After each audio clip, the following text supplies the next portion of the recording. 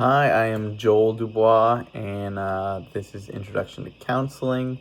And for our discussion board, I'm answering two questions. And the first question is how does marriage counseling differ from individual counseling? And there are several ways that they differ. The if one of the obvious ways is that instead of counseling each sorry about that. Each individual, you will be focused on rather than focusing on the individual, you're focusing on the marriage. The marriage is the counselee. So rather than one individual, two individuals, you're going to have you're focusing on the marriage itself, and how both persons contribute to the dysfunctional relationship. Common problems are the married couples might have different goals. One might want a divorce, already have mind made up. The other want to save a relationship. So there are difficulties for the counselor in marriage counseling rather than individual counseling.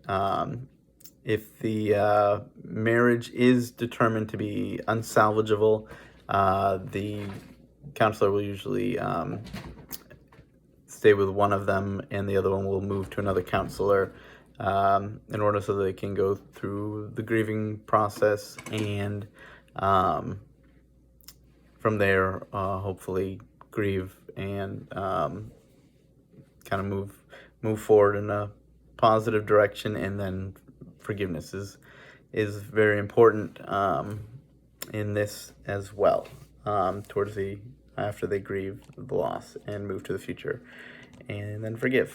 The second question is what are the five most prevalent issues in marriage counseling? And the most common one is the failure to communicate. And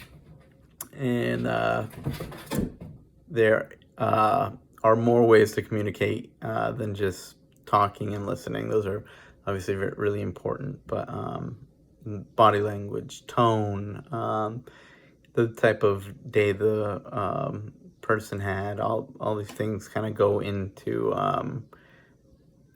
communicating. The way you say things, you can say the same thing in all different types of way, and communicating is probably the most common issue that couples want to address.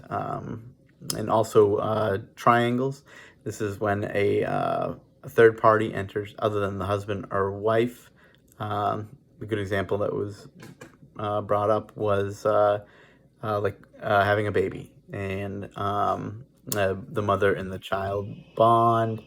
Obviously, breastfeeding with the mother. And the husband is kind of on the side there. So that would be a triangle where two of them are bonding. Well, maybe the husband might feel left out.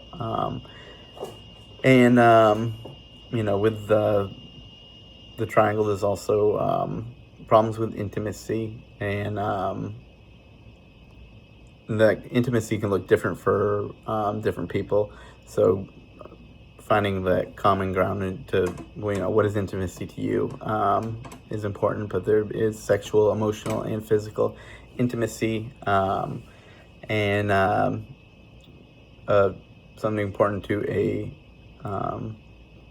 successful marriage is having that intimacy and distance, and being able to be apart, be together, and having that balance. And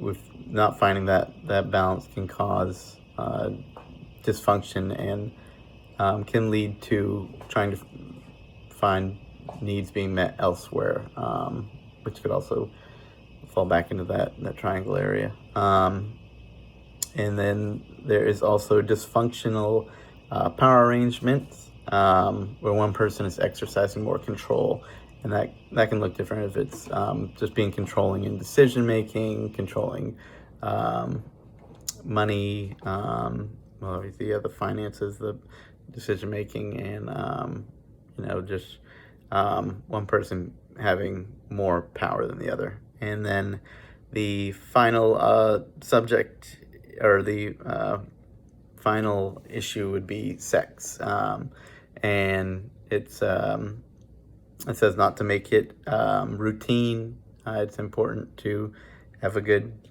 sex life. Tough to talk about with a lot of couples, but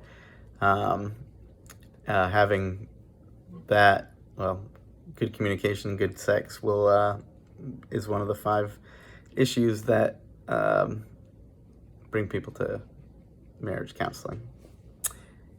Thank you.